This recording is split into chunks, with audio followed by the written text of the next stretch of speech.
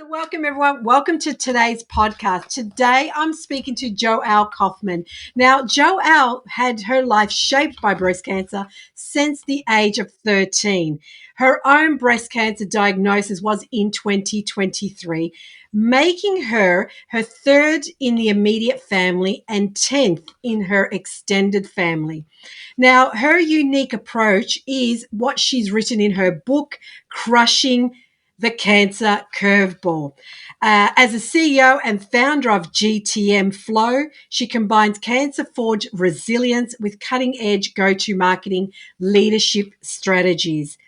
Her span healthcare and business, earning her the position of UCSF Patient Experience Council and Advisory Board of USC's The Pink Test. Geez, that was a mouthful, but I'm glad I got it all out. Her insight has been featured in the New York Times, Wall Street Journal, and Fortune magazine.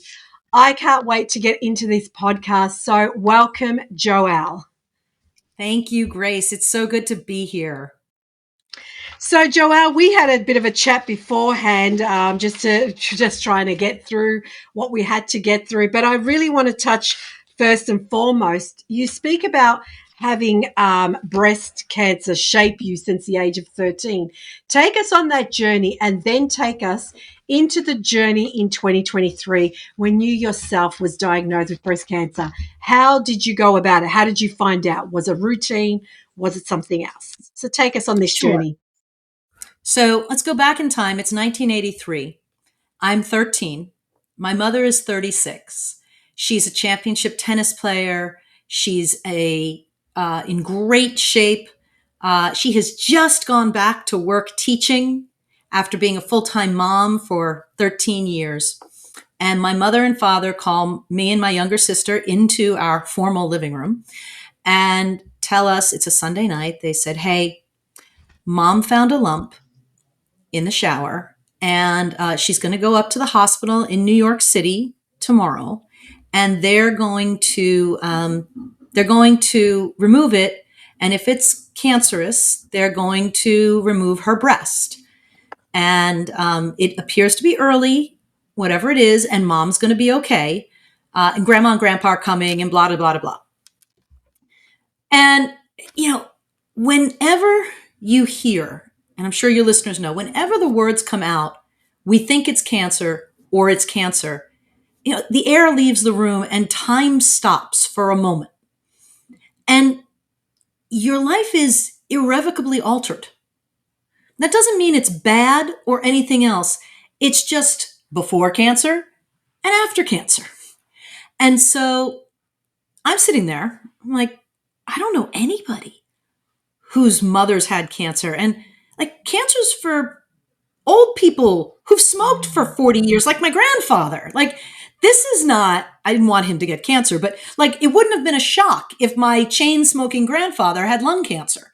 My athletic young mother having breast cancer seemed off and wrong. The next day, she went to have surgery. We went to school. And because what were we going to do?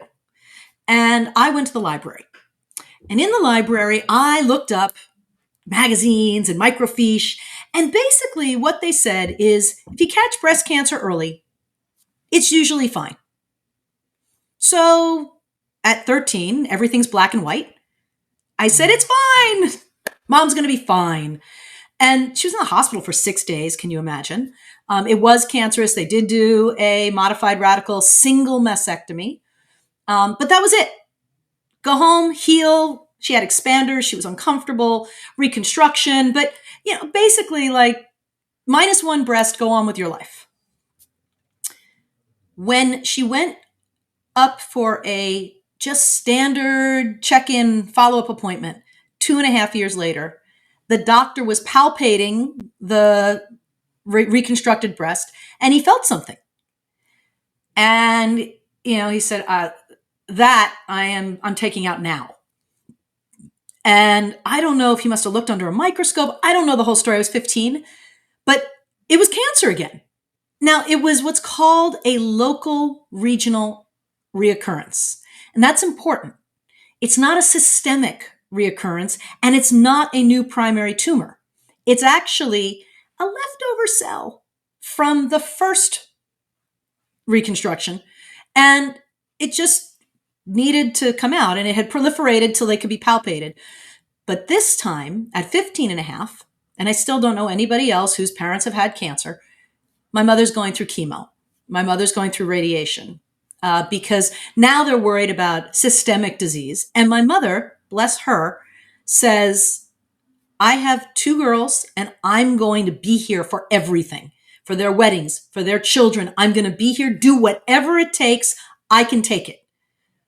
And she can, and she did, and they did whatever it took. And she lost her hair. She got puffy because of the steroids. I had to, whenever she had chemo, which was once every 2 or 3 weeks, I don't quite recall, I took over making sure dinner was on the table and the house ran normally. And, my dad had a lot of emotional trouble with mom having this local regional occurrence. My mom was stoic and steadfast, like getting through this. But dinners with my dad, when she was up there, he'd say, like, this is what life would be like if your mom died. And you're like, why are we talking about this? Meanwhile, I'm 15, I'm 16. I'm trying to do high school and sports and college stuff and love life. I mean, it was just a curveball. My mother survived. My mother's a 40-year survivor. So she's an awesome testament to science and survivalism. But I came out of that with an early version of what I call in the book the cancer filter. You probably have it too, Grace. Right? The cancer filter is this weird thing that goes in front of your life and says, is it important? Does it matter? What would be great? And so here I am, I'm 17, and, I don't sweat the small stuff because I've seen the big stuff. And my mother lived. So I go on with my life. By the time I was 25, they had discovered the BRCA1 gene. We're Jewish. I said, oh, my mother didn't have any female siblings. My grandmother didn't have any female siblings. Like, you have to go back quite a bit. There's no known history of breast cancer, but like record keeping in Eastern Europe shtetls, where my people came from, wasn't very good either. So who knows? And that's assuming it was my mother's side and not her father's side, whatever. Who knows? It must be BRCA. As you know, that's not true. I just made that assumption when I was 25. I go on with my life. Every doctor I see is always doing breast exams. It's part of my history. I'm high risk. I am pregnant at 33 with my second child. I am 40 weeks pregnant. I am enormous. I get a call from my mother. Tracy's lump was malignant. I said, what lump? What are we talking about? My sister, who was 29, had run an Ironman 3 months earlier, was at the height of physical fitness, and was getting married in 3 months, had felt a lump under her arm. And in my family, when you feel a lump, you get it out. Just that is like, take care of this, biopsy it, do something. We don't believe it's nothing. But 29? And so at 29, she had stage 1 triple negative breast cancer, just like my mother. So she had a lumpectomy like you. She required chemotherapy and radiation. She was in an early clinical trial to protect her fertility, and that worked, which is awesome. They also harvested and created 14 embryos in case it didn't work. They didn't need those, so they were ultimately donated to science. But she got married. We all wore wigs. And, here we are again in the cancer battle. So a few years later, she decided to have a prophylactic bilateral mastectomy because her treatment choices, if it recurred, were not terrific. And like my mother, she had 2 kids and she was going to be there for everything. And my sister is a 20-year survivor. And when Tracy was diagnosed, part of the protocol was to do the genetic testing. You talked about this in your journey. So they did the testing and they identified that she was BRCA1. So then my mother tested, and she was BRCA1. Now, the way genetics work, I have a 50-50 shot. But I knew I wanted to have another kid, so I wasn't going to have any kind of prophylactic surgery. And that's the only option they had for me. So I said, I will get tested. I'm just not going to get tested till I'm going to do something about it. And I assumed, my doctors assumed, that I was positive. So I had a mammogram and ultrasound every 6 months, and an MRI every 6 months. I had one or the other. Right? I joke in the book. I have a elite status frequent flyer card to the breast imaging system. Right? Like, I am global services. And even when I was 40 weeks pregnant, like, I call my doctor. I said, I don't know if this matters, but my sister was just diagnosed with breast cancer. And my doctor says, oh, it matters. Go to the breast imaging center right now. So I go and I meet Dr. Harriet Borofsky, who's endorsed the book.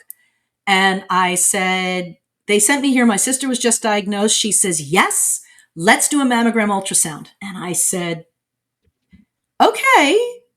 They're like, we'll put lead over your enormous belly. I'm like, okay. This is not going to feel good because, again, 40 weeks of pregnancy, my breasts were sensitive and swollen. But we don't care. That's unfortunate. We're going to do it anyway. And I said, Dr. Borofsky, are you going to be able to see anything? And she said, well, not much, but I'll be able to see more than when that milk comes in. Yeah. So she does the scan. They do the ultrasound. She's like, it looks great. You look all clear. I said, I nursed my first for a year. Am I okay to nurse? She goes, nurse your baby for a year. Come back when you're done, and we'll do this again. So anyway, I'm on the frequent flyer system. I literally have a slight ache. I get a mammogram. Like, it's everywhere. So at 38, 37, I got myself tested. I came back positive, had our third kid, and I then had my ovaries and fallopian tubes removed. And that actually lowered my breast cancer risk as well as my ovarian risk. And I said, I'm going to hold here. If I have breast cancer, I will get a bilateral mastectomy. Yeah. Now, when you have the frequent flyer card, anytime they see something, they biopsy it. So my breasts were minor pincushions. I was getting biopsied every 2 or 3 years. And about 3 years ago, there was a biopsy, and I don't know. I just was like, maybe I've played roulette too long. I had 3 kids. I've worked. It's all good.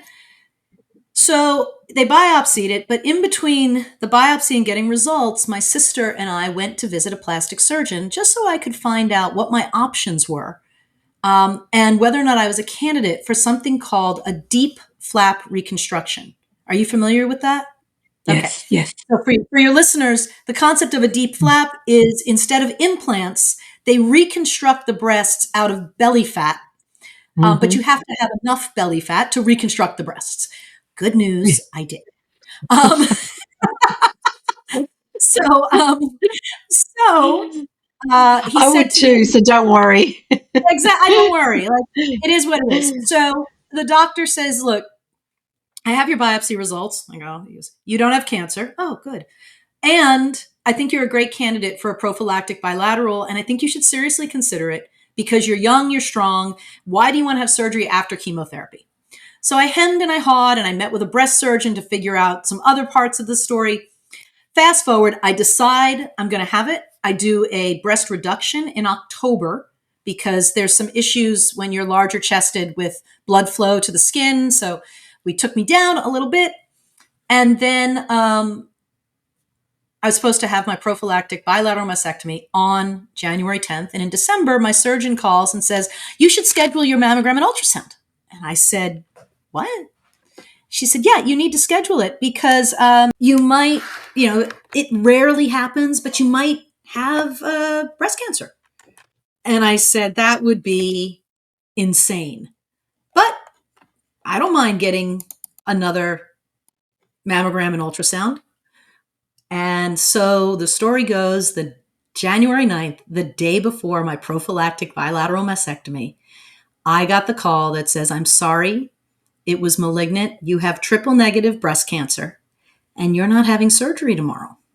Because for triple negative breast cancer, especially as aggressive as yours is, we see better results with chemo before surgery. And I let out a string of expletives and said, "You've got to be kidding me. Who do you recommend as an oncologist?" And that's really where my story picks up, because I'd been through it so many times. With my mother's cancer, with my sister's cancer, we live near each other. I was hyper local. Seen this with my sister-in-law, seen this with my grandparents. I mean, just it's been all over. I knew what comes next. And there is such power. I mean, it's a little bit unnerving, but there is such power in saying, okay, there's a sequence to this. And I actually know where I am in the sequence. And I know what the next step in the sequence is. And now I can partner as we move through and accelerate whatever I can. So diagnosed on January 10th, found an oncologist through recommendations, referrals, told the whole world, like, this is happening.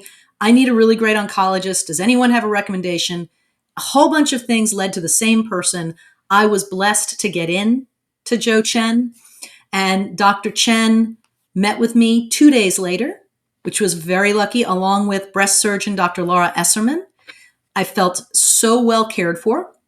And they were funny because they pull up my MRI. And now, again, I have MRIs and mammograms for years. I'm fascinating. And so they're looking at something, and I hear Dr. Esserman say, wow, look at that. Wow. I'm like, hello. What's wow? And she said, so you had an MRI in June, and there's nothing there. It's January, and you have a 9 millimeter tumor that is touching a lymph node that was undetectable, non-existent 6 months ago. That is how fast BRCA1 triple negative. So I like to tell everybody, touch your breasts, get your mammogram, ultrasound, if that's the right screening for you. Talk with your doctor about, if you have dense breasts, what's the right screening? What are the options? But early detection saves lives. We have to advocate for our own early detection. So my tumor was 9 millimeters. Like, it was a nothing. And it had spread nowhere. I had a PET scan. It was nowhere. It did turn out, by the way, when I finally had the bilateral, and I had chemo, and there was no evidence of disease, they found a DCIS on the other side. So, that's the way it goes with BRCA1. So, Wow. What a long story. No, that's perfect. It was beautiful how you explained it all, because like you said, you go through the process, and thank you for sharing all of this. I really appreciate it. But like you said, you go through the whole process, you're going through your mum going through cancer, you're going through your sister going through cancer. You're doing everything, you're diligent, you're going every, 6 to 12 months, and you're making sure and things like that, which, especially when you become, that's, like you said, the third immediate family, already having your mother, they put you on a higher risk. Having your sister, it's like we ain't, how do we say? We're not sugarcoating any of this. Like you said, you feel something, go straight away. So it was really important that you shared that, because a lot of people, like I shared a little bit about me becoming the sixth member of my family, my mother, my grandmother, her mother, her sister, her other sister's daughter, me, and then now another auntie, which is mum's sister. So the thing is, even though I'm like, is this BRCA? Is this BRCA? And they're like, no. But like we said, it doesn't necessarily have to be. But whether it's one family member, or whether it's 6 family members or 10 family members, don't brush it under the rug. I think it's really important, as soon as women get to a certain age. Unfortunately, women are getting younger. They're getting diagnosed younger these days. But as soon as you get to a certain age, if you know it's in that family, like you said, you had to go back in time, though, to find out, was there a, family member, back generations? who's going to know? No one's going to know, unless you've got something in writing, you've got a report, you're not going to know. And even back then, was it diagnosed as breast cancer? Was it diagnosed as something else? Who knows? Could have metastasized and they don't know it started from the breast. And all of a sudden it's like, oh no, the liver gave out or the kidney gave out or the heart, whatever it is. Mhm. So I really appreciate you sharing that.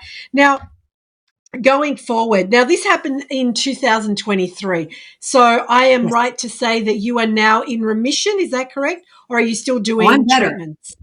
I'm better than remission. So, it's interesting, right? So, I started chemotherapy on January 26th. I did it every week.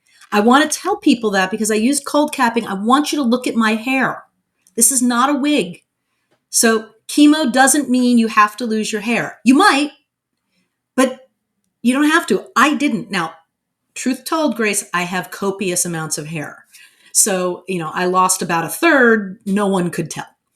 Anyhow, I started on Jan 26th. I had 12 cycles.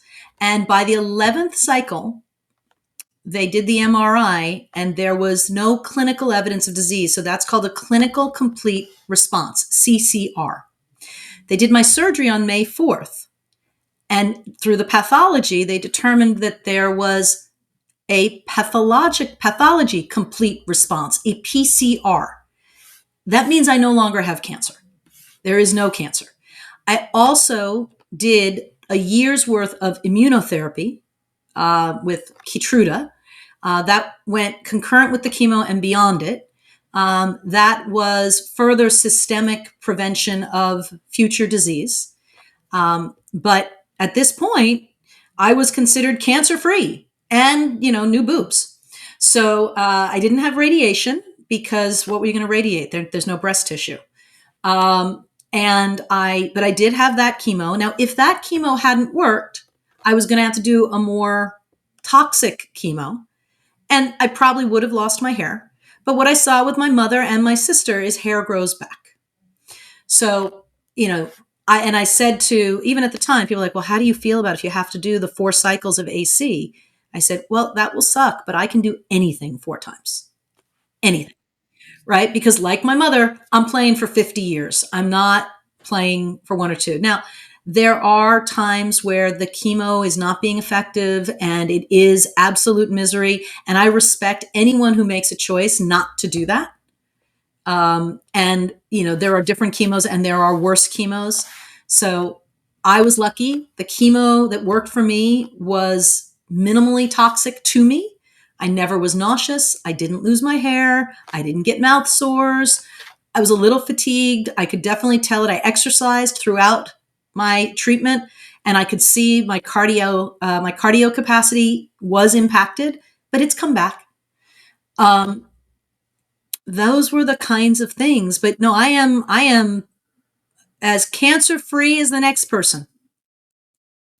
Maybe Awesome. better But because would you still, yeah, sorry about that. So do you think, having said that, then, do you still have to go and do tests and what sort of tests, like follow ups and explain what they might be? so because I had a bilateral mastectomy, the follow up for me is my own self exam, and then when I see my oncologist or my breast surgeon or I saw the hereditary cancer clinic because I get to be part of that, or my OB-GYN. Everyone's doing a manual exam. And in the Wisdom 2 study that Dr. Laura Esserman's running, they're finding that 80% of tumors are being detected by women with their own hands. So, like, being familiar with your breasts really is advantageous. And then treat it like you have a frequent flyer card too. You feel something, you do something. You call a doctor, you let them feel it. And if they want to biopsy it, the vast majority of biopsies, like 80%, are non-cancerous, but it's good to know because the other 20%, as you know, they are, and action may need to be taken. And we want to do it early. Yeah, we do because like you said, I had to get. I don't even know what year it is. I'm so bad with years. I'm going through my post. No, I'm not post yet. I'm still pre menopause.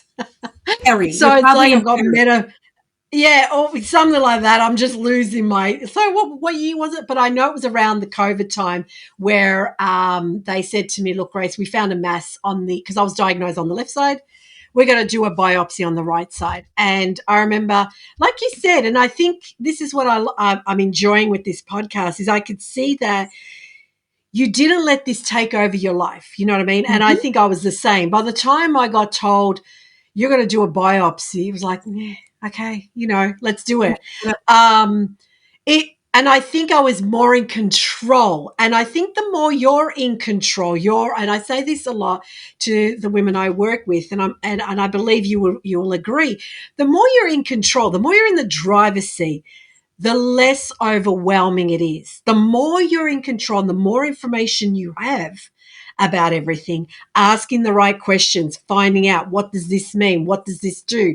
I can clearly hear it in the way that you're speaking the medical terms. You ask the questions. You ask what was right. You ask what does this do and things like that. And I think the more information you have, the better it is going forward because what it does is it makes you sit back and go, right, I can see where I have to move now. Whereas if everything is so close, you don't know where you've got to move. And that can be really, really overwhelming to a lot of people. So I really appreciate that. And I really appreciate your spark, because as I said, this is why I do these podcasts, because I want people to understand that you're someone who's gone through breast cancer yourself, who's had family members yourself, and you're thriving or whatever you Mhm. want to call yourself. So, and that's why it's really important to show women, hey, it's not the be all end all.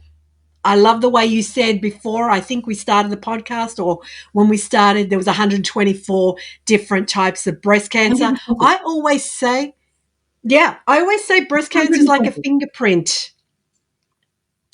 Everyone's different. I was diagnosed, you're diagnosed. It sits under the umbrella of breast cancer, but no two breast cancers are alike. You That's had right. to go through yours, and like you said, based on your treatment, based on your bloods, this is what was performed for you. The next person, based on their treatment, based on their bloods, based on their diagnosis, they've got to go through everything else. So don't think that there's only one type. You like you said, because I've heard of the red dragon, the red demon, I think they call it, which That's is a really AC. powerful, Yeah, yeah, that's powerful AC. chemo.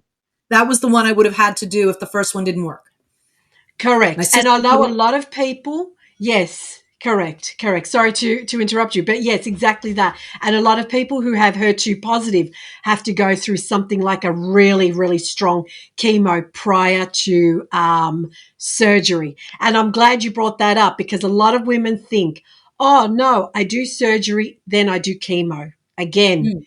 it's not always that step one, step two, step three. So I really appreciate that. I really do. So you then go ahead. So you're thriving now, and what you've done is you've actually created a awesome book, which I got a copy, And I and I ran can't through wait with to that. read it.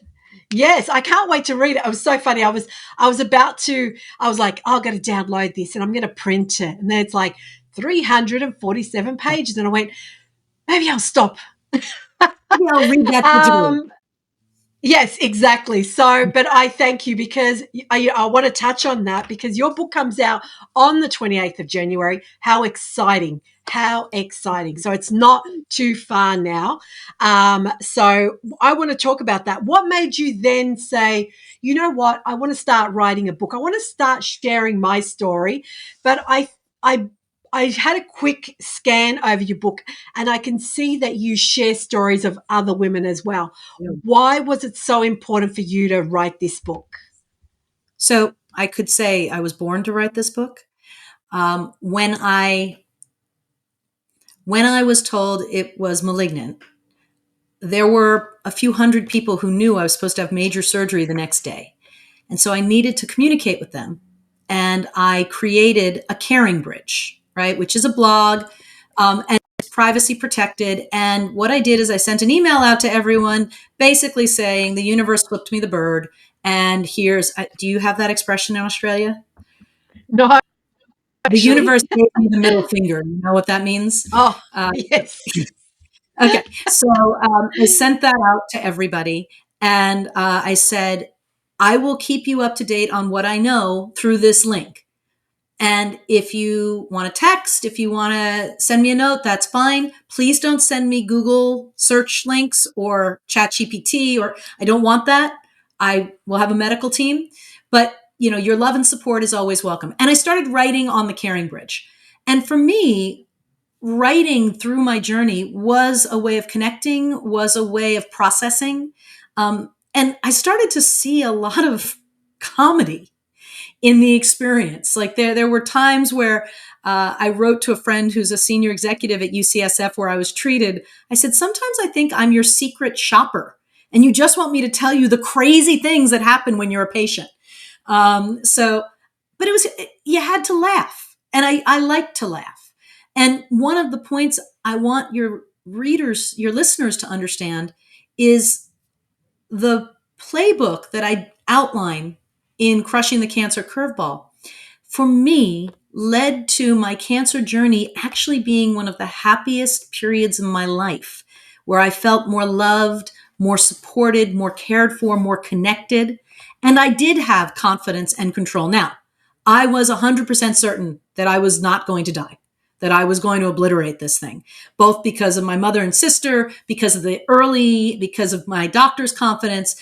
And I know that's not the case for everybody.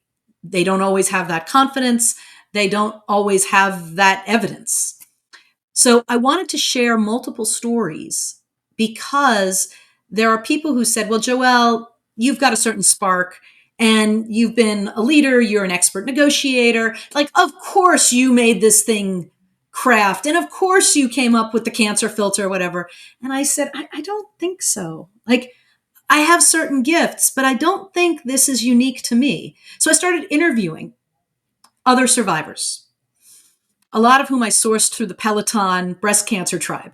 But I started interviewing other survivors, and a couple things happened. One, I was amazed at how appreciative the women were to tell their story, and I'd write it for them. And then they had the choice. Did they want me to consider including it or not? A few said no. I'm like, it's your story. You're in control. Most of them were so happy to have their story for themselves. And we included about a dozen of them. And you talked about everyone's cancer is different. So on my journey, I met a woman who had the same diagnosis. She was 38. She was on the same timeline as me.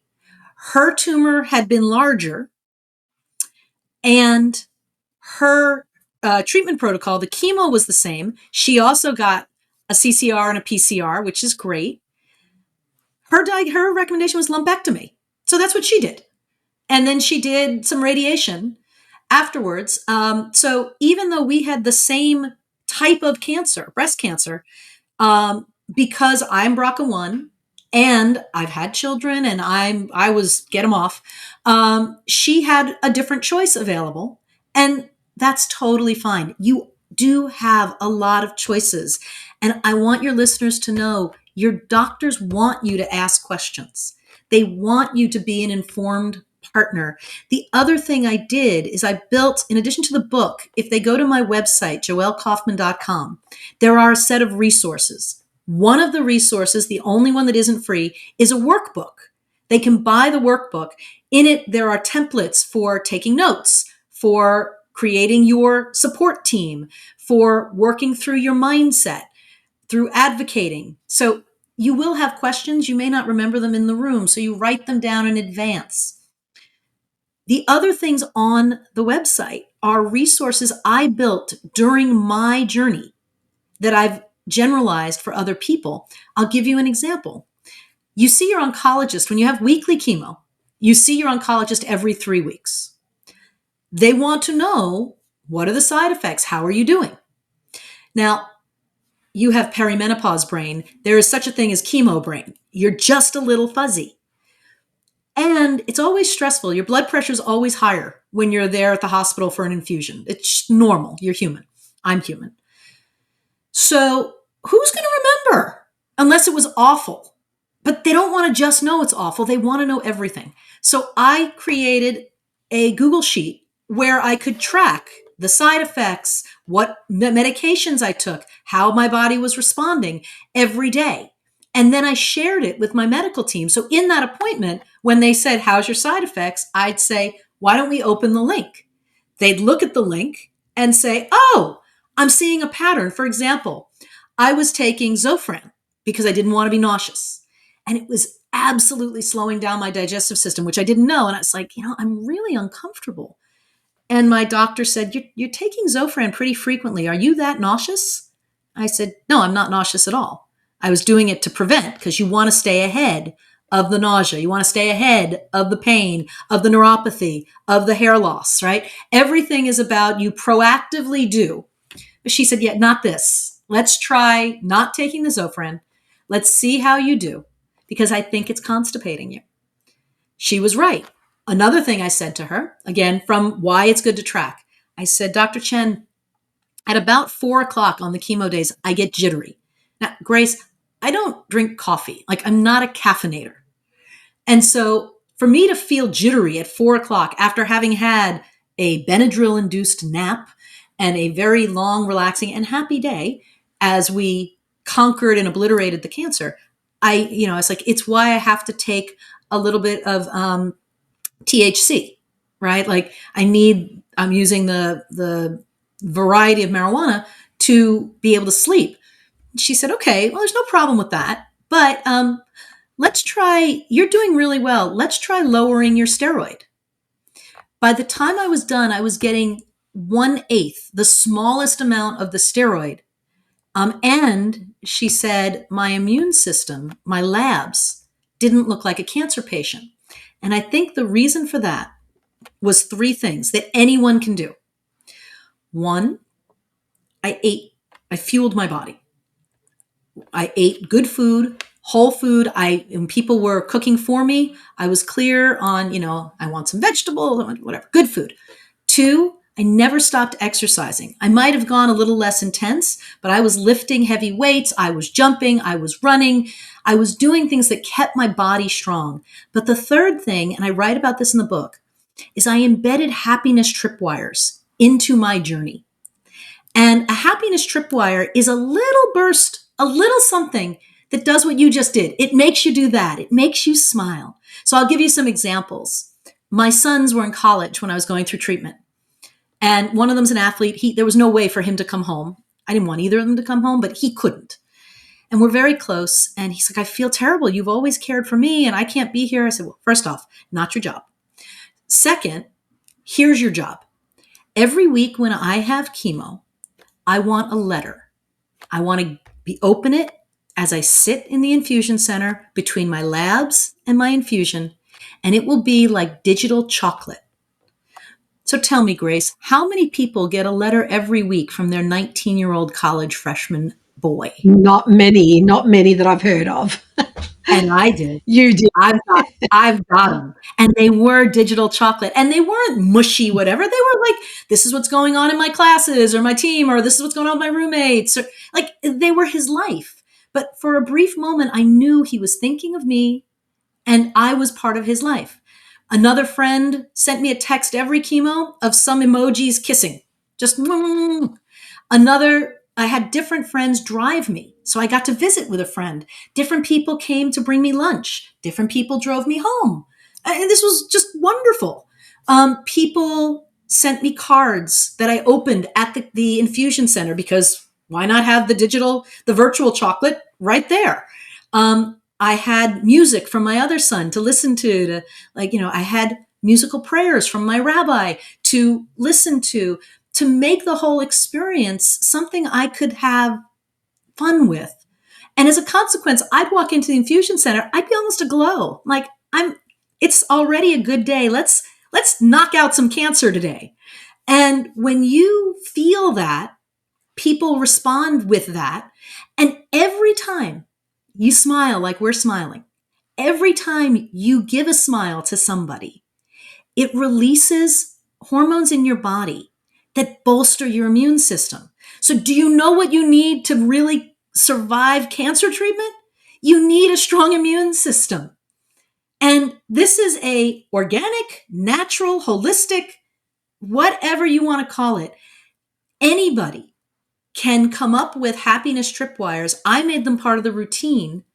And then when I talk to people who are going through it, I try to be a source of happiness tripwires. And in fact, in the book, if you go to chapter 15, there's a whole inventory, if you're someone supporting people going through cancer, of things you can do that are happiness tripwires for people going through cancer. Because it's incredibly powerful. Look, I agree 10,000% with you because it's so true. I always talk about, it's not just about healing the body, it's healing the mind, the spirit, and the soul, I always say. So it's the emotional, the psychological, the physical, it's everything. So that's really important because changing that mindset is important. Going in this, like we're saying, yes, my surgeon, and I probably say it in every podcast. So I'm she should be giving me some bonuses or some commission because I keep mentioning her, but she's amazing. But she's all about, what did you do? When I walk in there, even when I have to get my regular checks, Grace, have you moved? And it's like, well, actually, no, I don't need you to lose weight. I need you to move. So she's very big on that. So yes, move the body, walking and things like that. So that's really important. So that's a physical side and everything else that's going around. But it's so true what you just said. Learning how to change that mindset, change it from that negative mindset to the positive mindset. And yes, you're going to have days that you don't feel positive. You're going to have them, and that's normal. But it's really, really important for you to have happy days. I always say to people, if there's something you love doing it, because it really vibrates your soul. It really does. When I speak to women and I go, "Oh, what is it something that you love doing and you want to do it again?" When they tell me the story, their whole, physiology just shifts. And it's Yes. like, there you are. Just There do you that.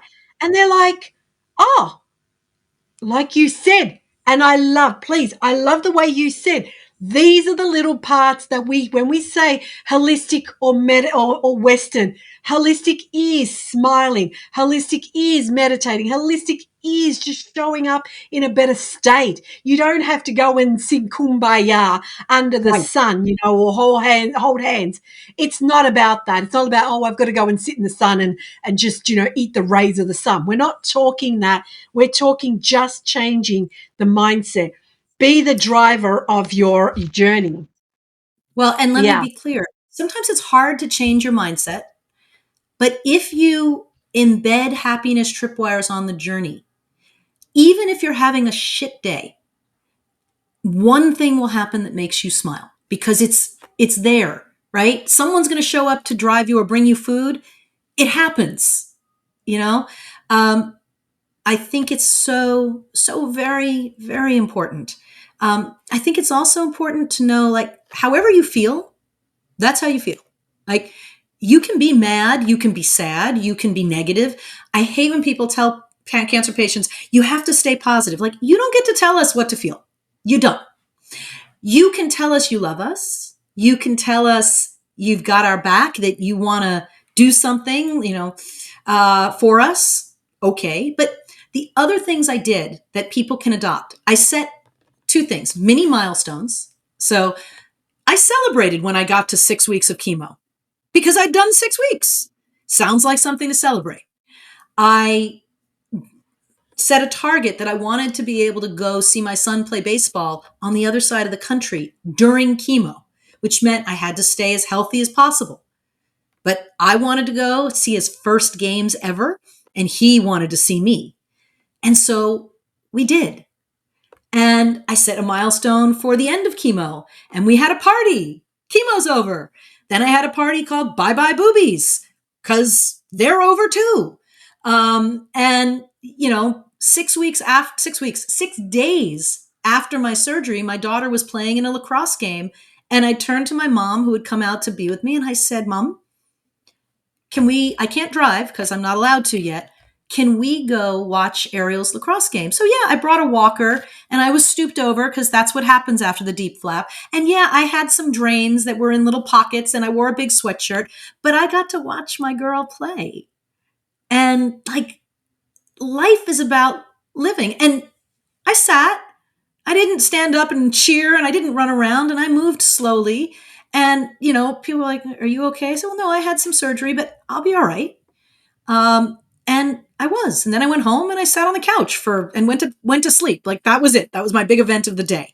But by setting these mini milestones, I had things to look forward to. By doing things that kept me engaged in my life, I stayed engaged in my life. I kept working. My clients were wonderfully tolerant and generous. It turns out that when you work from home, the desk is good, the couch is adequate. Sometimes you're sitting on the couch. And people understand. Cancer in the United States impacts 1 out of every 2 people, and worldwide it's 1 out of every 4. So it is impossible that you will not know anybody who's facing cancer. So there is compassion, generosity. I happen to hate pity and repel it. It irritates me. So when I tell people I have cancer, I'm like, yeah, but I'm going to be fine and I'm dealing with it. I'm not particularly upset. You don't, and they're like, I'm just so sorry you're going through this. Yeah, me too. Let's talk about life. Let's talk about something else. And if I want to talk about cancer, trust me, I can talk about that as well. Like that is all fine, but the Caring Bridge is pretty up to date. So anyway, I took the Caring Bridge and said, let's turn it into a book, because the doctors were telling me and the nurses, they said, we don't meet people who are approaching cancer like you do. With this, I was able to constrain it to a limited part of my life. I was able to put these happiness tripwires in place. I was communicating and giving them tools so that they could adjust my care to make it easier on me without damaging effectiveness. These were all really good things. I said, well, if you're going to go through this, and then, by the way, right as I finished treatment, my sister was diagnosed with a new primary tumor after mastectomy. So there was a day where we were in the infusion center together. Not really the kind of sisterly bonding anyone wants to do, but she also crushed that one. And that's awesome. And one of my surgeons took care of some of the things that she wanted improved. So that's good too. If you got to have cancer, at least find something that you can get out of it. I said, I think most people know what I know the second time. When you had that second biopsy, you know more. You're not as off center. And I said, wouldn't it be great if we could give everybody that foundation the first time? And the doctors and nurses, they'd love to, but they don't have the time. And frankly, unless they've been through cancer, they haven't lived through all the stuff. They see a particular window. And I wanted to say, like your podcast, right? This is what the journey looks like. And it looks different for different people, but there are some patterns. And there are many places where you have control, you have agency, you have happiness, and you can seize them. And some people are like, well, I'm just really mad that I have cancer. And if I have happiness, somehow that makes the cancer okay. I'm like, well, the cancer is neither okay or not okay. The cancer is it's an errant cell. You didn't do anything to deserve it. There's no one to blame. If you want to go through the 4, 6, 12 months of treatment pissed off, that's your choice. Like, go ahead. Yeah. And like I'll go to a rage room with you and be pissed off. Like, let's be pissed off. It's not my thing. I don't want to be pissed off for very long. I prefer to smile and I prefer to laugh. And I am not a light person. I'm pretty intense. But I just don't like being down. But if someone else, if that's where they need to be, I respect. I respect it. One of the things I talk about in the book, it was a great piece of advice I got in those first 2 days. I'm looking for an oncologist. I'm talking to people about who they worked with. And a woman I don't know said to me, "Oh, you should get a therapist." I said, "I think I'm okay." She goes, "You should get a therapist. I wish I had gotten one. I did it after I'd been in treatment for 3 months. And I wish earlier, because you want someone you can talk to who is completely not emotionally involved with you. So you can say anything." And I said, that's really smart. So as I'm going to the oncologist and we're getting things, the machine starts running, I then went and did some research and found different people who specialize in cancer patients. And when I met Sadie, she introduced me to this specialty called psycho-oncology. And all she does is work with cancer patients and their families. And, I never felt completely out of control or distraught. But God, did I like having her to talk to and vent and be honest. And she had great ideas because she'd seen a lot of this. So, get support for your mental health. And for some people, that might be a clergy member. For some people, that might be a psycho-oncologist or a social worker. I don't actually care. It's not your spouse or your best friend. They're emotionally involved. It's an actual professional who is prepared to support this. Yeah, and it is really, really important to get that. That's why I talk about the dream team. You put a dream team together, and it could be anyone from your medical side or, like you said, in your community to help you through it, because it's really important that you do get the support. But just going back as well, I used to always say to people, you don't have to change your life completely. Yeah, there are a couple of things you got to change, but don't go and, oh, now I can't do this, or this isn't going to work for me, or anything like that. I always say, well, if you break a leg or an arm, you're not going to sit at home and go, my doctor said for the next 3 months, I have to sit on this couch. You're not going to do that. You're going to take your little arm in your sling and you're going forward. You're going to go to work. You're going to go visit friends. You're going to go to the movies. You're going to go watch a game. You're going to go and live your life. Like you said, it's about living. You're not going to go, no, I've got a broken arm. 3 months in a cast means I've got to stay in bed for 3 months. It ain't going to happen. Right. So I would say to people, treat it like that. Treat it like an old handbag that you're just carrying. Listen, I've got this and this and this to do today, so this is what I'm going to do. You're coming with me. Because the moment you do that, the moment you keep moving forward, no matter what happens. When you have to sit down, you sit down. But That's when you it. have to move, you keep moving. You've got to sit down, like you said. You want to have, I would say to people, you want to go, you want to have what we call it, a pity party. I'm sure you've heard of that. If you want to have your little pity party, go for it. I'm just not going to let you unpack your luggage and stay there for 3 months. Right. I'm just not Right. going to do that. But one of the things my doctor actually said to me in my last checkup, because I've actually got I'm due in on the 10th of February for my next follow up.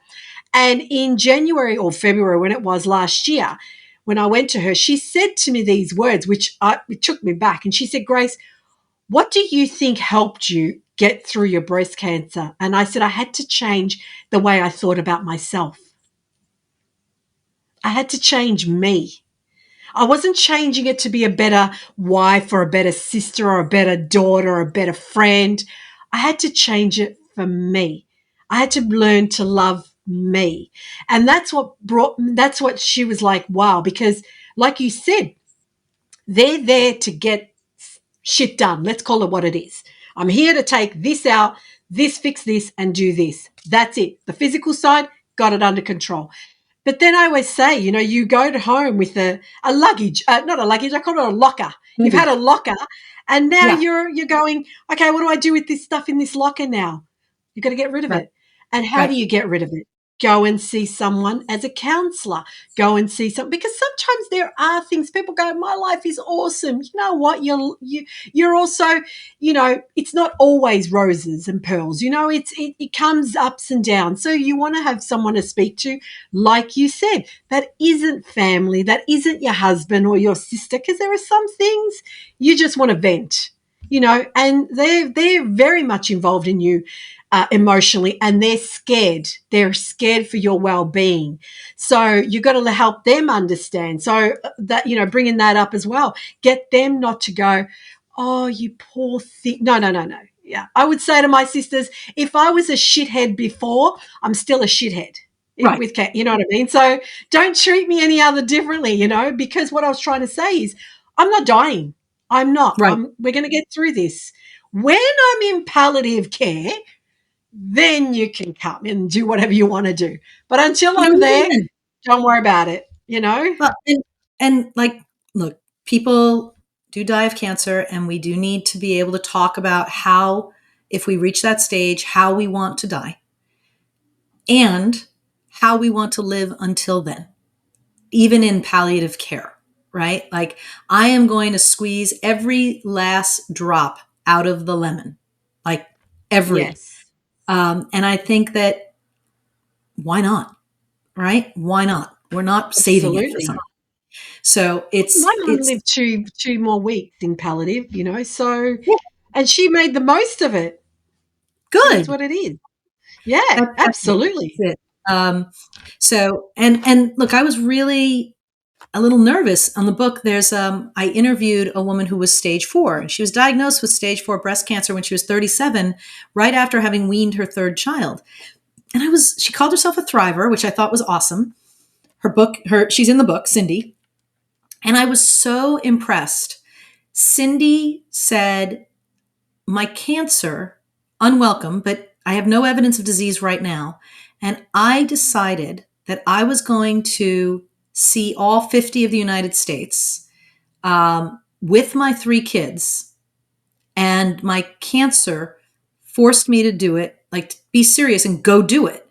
And when I wrote her story, I don't know what she's up to now, but she was up to 28 when I wrote the story a year ago. And so, she really, and her intention is, the medication's working, and hopefully it will keep working.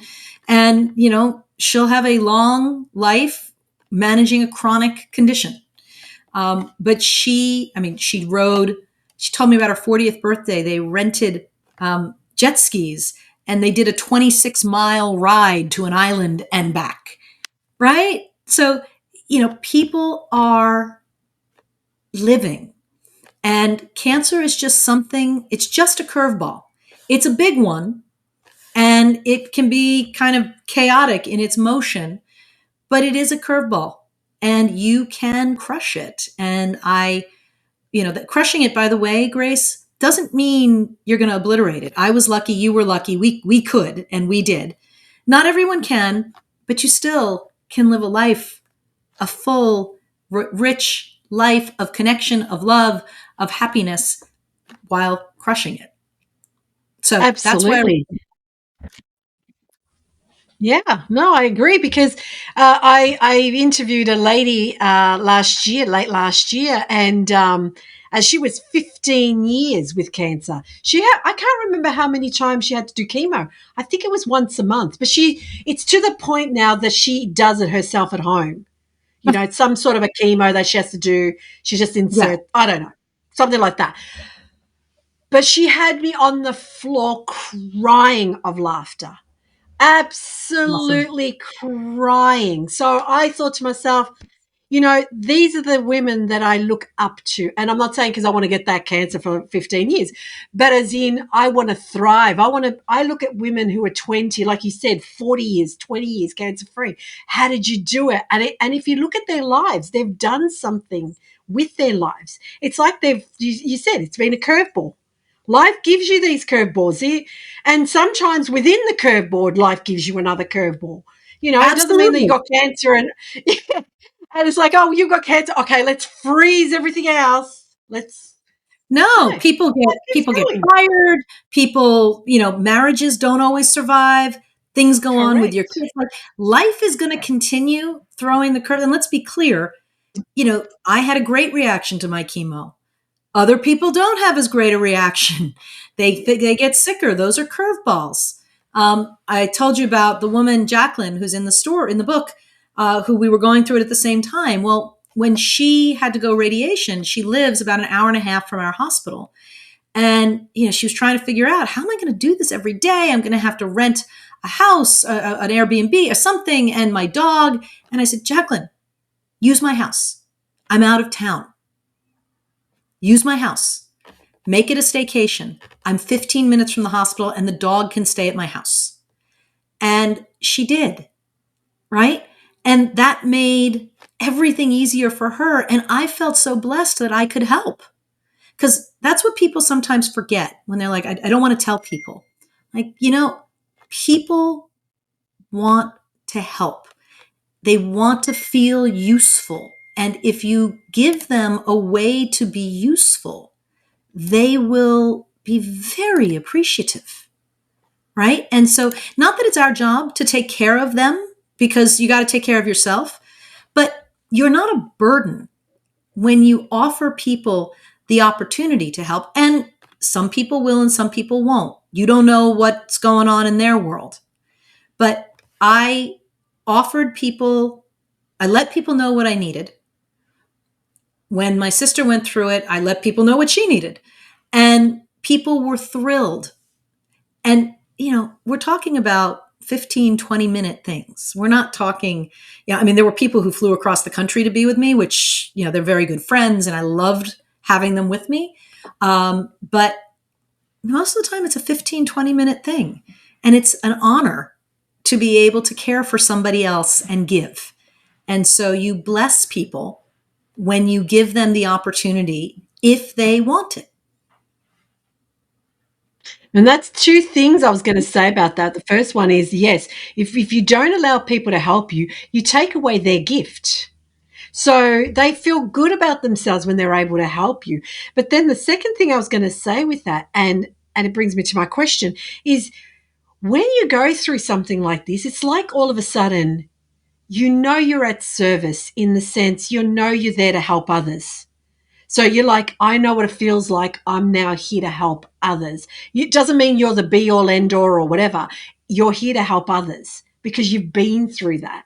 So my question will lead me into, what do you advise women just being diagnosed with, or, just getting their diagnosis with breast cancer? What would you advise them? So first, take a breath. Start a notebook or a binder. Write down all of your questions. Write down all of your worries. Like, give them space. Take another breath. It's not a 3-alarm fire. Even mine was a very aggressive breast cancer. A couple of weeks to get data, to get everything set up optimally is worth the couple of weeks. You don't have to race to surgery. What you want is an oncologist, right? And if the right thing for you is surgery first, the oncologist is going to recommend that. That's what they do. But there are 120 varieties of breast cancer, and the protocols are changing and evolving so fast. So that's after you breathe, you write down your questions and you write down your worries. The next is, I like to think about concentric circles of who you want to tell. So the first people you want to tell are the people who are going to support you the most, who are going to want to be with you in that early period of uncertainty and diagnosis. Now, some people want to stay with that group until they know more. That's fine. I had a weird circumstance that I didn't want to deal with hundreds of people saying, how was the surgery? And having to explain. So I told a few hundred people before I knew anything. But that's like the next circle is, who are the people that I may need because I need help. I'm going to need help. So let me make that circle bigger. Or in my case, who are the people who might help me find the right oncologist? Well, if you're going to tell a couple hundred people, you may as well tell them what I need is a great oncologist. And guess what? Boom, boom, boom, boom, boom, boom, boom. Things start to happen. The universe helps you. The third circle is like, how public do you want to be? So interestingly, until the book got close to publication, I never publicly posted on Facebook about cancer. I was in the Peloton group, but I really didn't want to be targeted with breast cancer ads. Like, that's not my jive. I didn't put it up on LinkedIn until I started talking about the book. But what's interesting is the number of people thanking me now that I've been public. Now, I get to be public with the story of, I had cancer. It responded to treatment. I had surgery. It was successful. I'm fine. I wrote a book to help you as the newly diagnosed. So figure out how to take a breath and get yourself breathing again. 2, write it down. You got to get it out of your head. Write it down. 3, figure out who you want to tell and what you want to tell them you need. Just that is the starting point. And then 4, oncologist. Find an oncologist. Ideally, an oncologist that specializes in your type of cancer. But any oncologist is better than every other type of doctor in this moment. No, absolutely. It's so true. Because the thing, well, like my first thing is, that's exactly like, I agree with you. You first take a step back, breathe. Because a lot of people are like, a lot of women, they ring me, Grace, I've just been diagnosed. Okay, all right. Well, what have you been diagnosed with? I don't know, but my surgeon wants me to have surgery. I'm about to do surgery. Well, hang on. Well, what sort of cancer do you have? I don't know. I'm just going to go in there. I'm going to go get a surgery done. And I'm like, wait. And that's what I did. Look, my story goes where, I was signing away. Grace, you got breast cancer. Oh, okay, I'm going to sign away. And in case we don't find all your lymph nodes that we need, we're going to do an auxiliary clearance. Oh, whatever that means. Yeah, okay, whatever that means. I don't know what my biopsy says, just that it's breast cancer. This lady's telling me, this breast surgeon's telling me she's going to do an auxiliary clearance. She knows better than me. Okay, where do I sign? My husband says, wait, in Italian. He says, Grace, wait a minute. So he says to the surgeon, can we have 2 weeks to think about all of this? Put all this together. And she said, absolutely. And I remember turning to my husband thinking, you must be mad. I've just been diagnosed with breast cancer. You want me to wait 2 weeks? It's because it's so overwhelming. Stepping out, like you said, putting the questions, finding the people. That's what I did. I put my dream team. As soon as I got in the car, my husband said, I need 5 closest people in your dream team. They were in my house 2 hours later. Right. We're looking at it like a project. This was my way. We're looking at it. What's good? What's bad? I had everyone. I had a guy who was into, we call him MS-DOS because he was like your new Google or your new AI. We had someone who was into Western, someone who was into holistic, someone who didn't know the difference, but I had them all there. And we went through it. So it's really important, like you said. So I really appreciate you bringing that up because a lot of women think, oh, no, I've got to get this out. I've got to get this. Breathe. It's okay. I have a very close friend who has stage 4, different type of cancer, stage 4. We just took her to Peru last year with us, and the mindset, the change of the mindset was amazing. So it's actually helping her through her process now. And also, I know someone very close. I've known her since I was probably 16 or 18. She's actually my sister's sister-in-law who's gone through stage 4 aggressive breast cancer. And she was diagnosed a year before me. We're going into 8 years. So, you know what I mean? It's really good to understand that we're there to help and support others because everyone, like you said, has a story. But don't look at negative Nancy. Don't look at negative Nancy because she'll keep you there. Look at all these other ones. I've got cancer. Yeah, I've had it for 5 years. I had women go, oh, my cancer came back.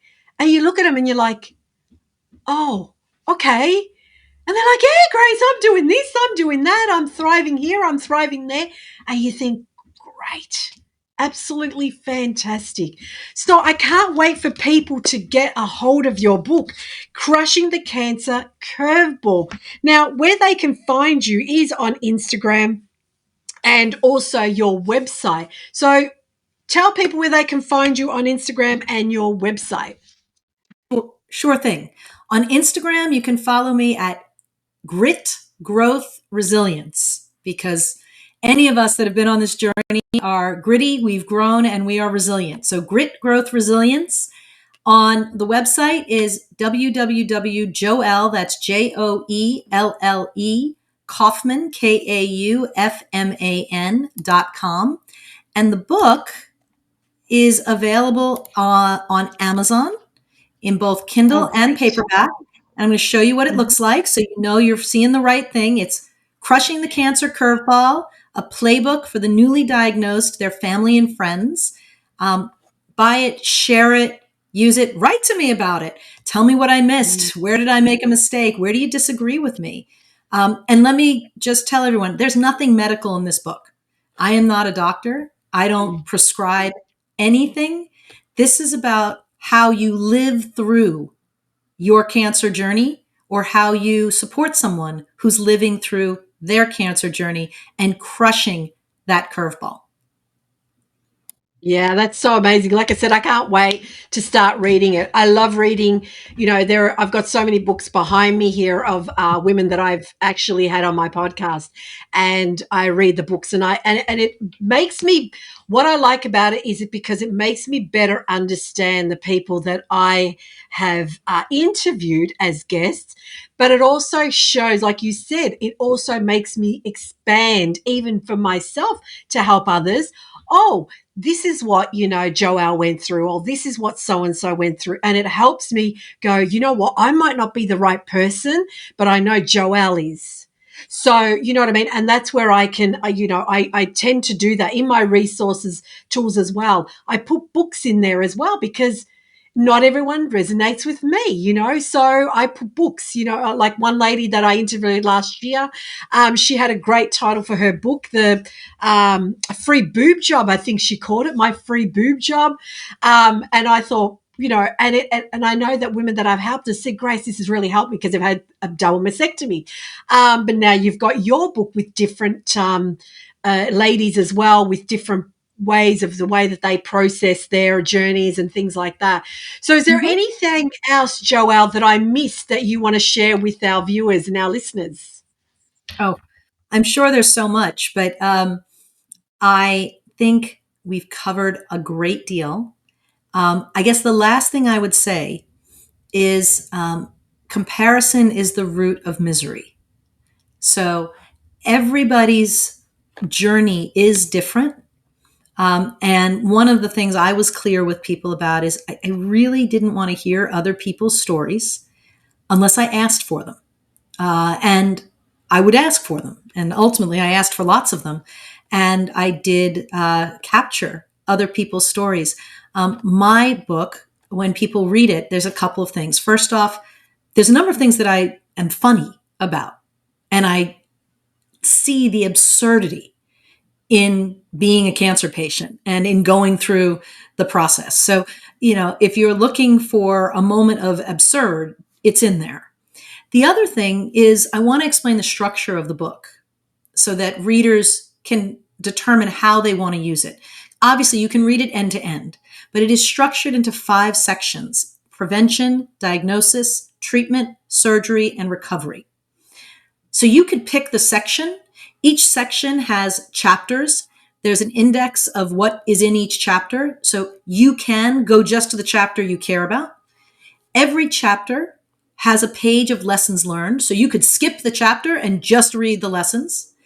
Every one of these 5 sections has a summary at the end called Batter Up.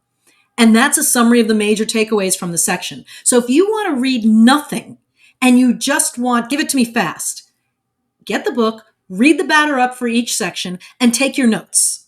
For me, one of the first things I did, breathe, write things down, write out your worries, find an oncologist.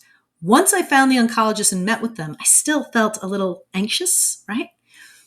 I'm going to have this chemo, and what's that going to be like? And just so everyone knows, a very hard time mentally is between diagnosis and the start of treatment, because you don't know how you're going to respond to that. It's kind of, we're going to play craps and see what comes up.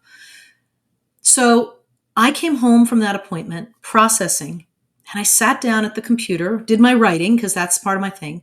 And then I created a calendar, the Cancer Obliteration Project. And I laid out when would these appointments be and when would my surgery probably be.